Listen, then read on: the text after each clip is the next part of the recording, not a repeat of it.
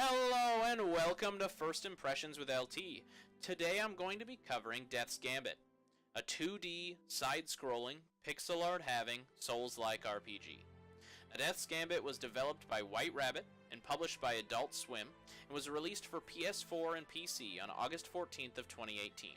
I feel it is very important to note that this is not a review. This is a First Impressions, and as such I will be giving my opinion of the game after having played it, in this case, for only about 40 minutes. And I will be giving my impressions in just about the same order that I had them, so that you can follow along with how I felt as I played. Now this is solely my opinion of the game after playing for a very short amount of time, so I say again, it is not a review and should not be taken as such. I do plan to release a full review of the game later on in the future, after having logged a good 40 to 60 hours of gameplay, and or after I finish the game, whichever comes first.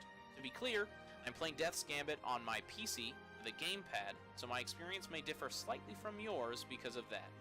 Now let's just jump on in. Right after boot up, I am met by a nice looking, simple menu, and my ears being blown out by the volume of the soundtrack.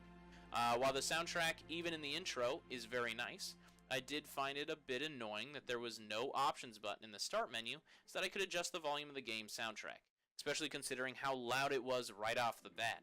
There's only a new game, load game, windowed, and quit option. As I said, it has a very simple menu. And while it was awesome to see a windowed option available from the start, it would have also been nice to have not had my speakers blown out. Next thing I noticed, of course, was that the game was playing out of my computer speakers and not my headset. I'm not sure why this happened. I've never had this issue before with any other games, but I actually had to quit and re-enter the game a few times to get this bug to correct itself. I feel it is important to note here that while this bug was annoying and the volume was an issue at first, I actually really do enjoy the soundtrack and the noise effects in the game. Even just in the menu, the soundtrack is awesome to hear. The sound effects are very crisp. The soundtrack for the menu, by the way, is actually the soundtrack that you're hearing right now. It's phenomenal. I loved it, so I thought, you know what, I'll put it in the background. After fixing the issue and adjusting my recording setting to account for the volume of the game manually, I began a new game. On starting a new game, I am met by a short cinematic, followed by a character creation screen that is extremely reminiscent of the Soulsborne games, with the only differences being that there is no name picking, appearance changing, or gender selection. Other than that, the screens are almost identical in appearance, so essentially you don't get to create the protagonist is created for you. The first thing the game has you do in character creation is select a class to start out as. Each class is accompanied by a list of starting stats and items, each available with its own description.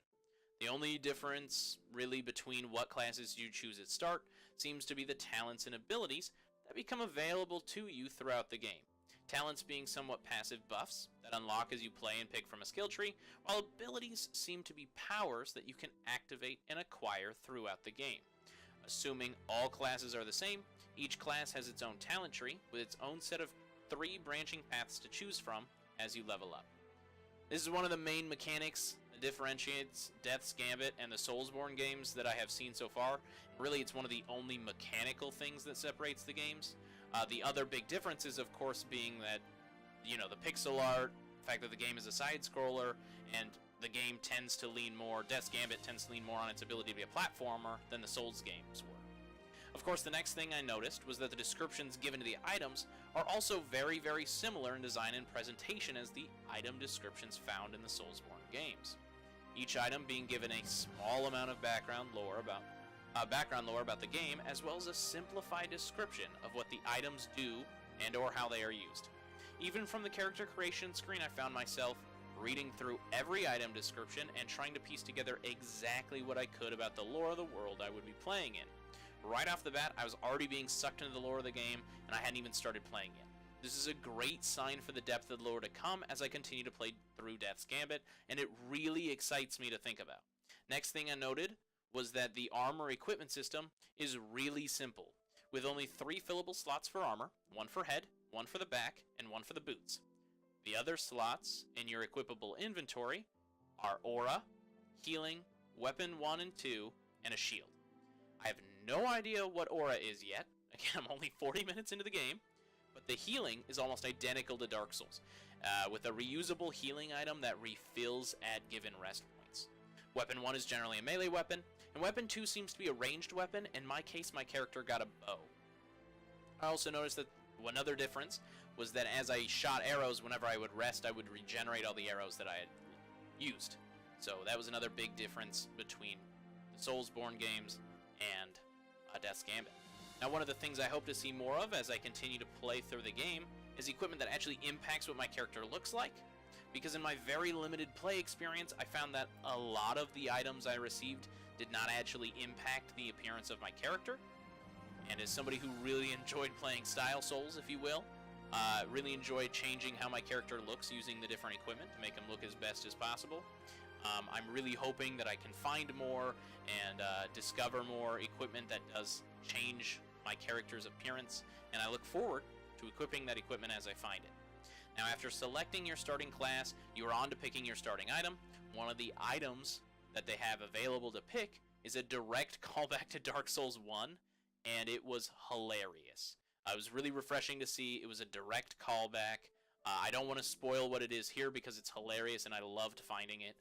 If you do want to experience my reaction to finding it, you can head on over to my LT Plays Death's Gambit series that I just uploaded.